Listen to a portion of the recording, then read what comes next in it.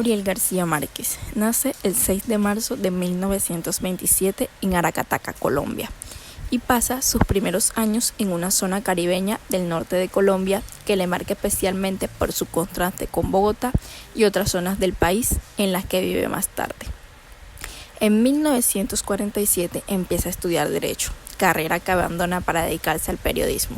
Sus primeros artículos se publican en El Espectador y El Heraldo, y pasa a integrar el conocido como Grupo de Barranquilla, de cuya mano conoce la obra de los autores que más adelante le influenciarán, como Virginia Woolf y Kafka, entre otros.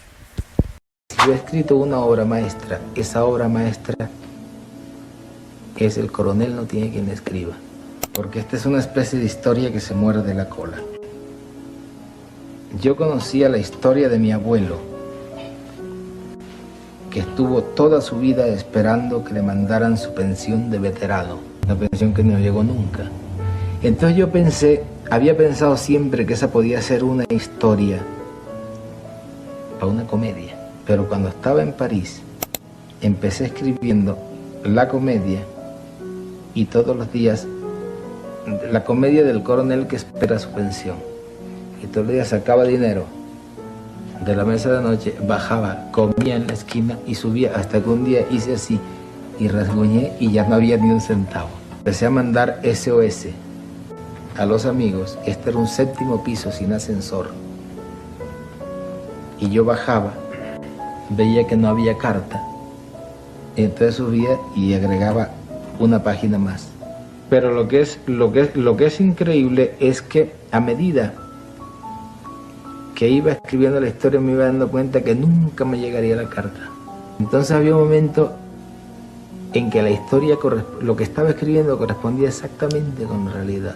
Y por eso yo creo, contra el criterio de todos los críticos, en cada hombre habita una memoria que late, una herida que acompaña.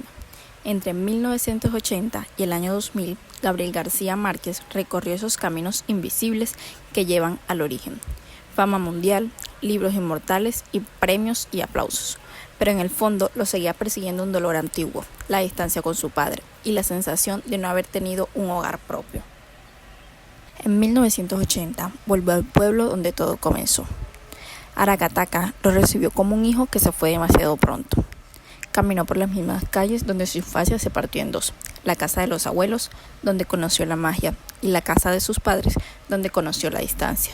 Sus pasos eran suaves, pero su mirada cargaba un duelo silencioso. Yo desde que nací sabía que iba a ser escritor. Quería ser escritor.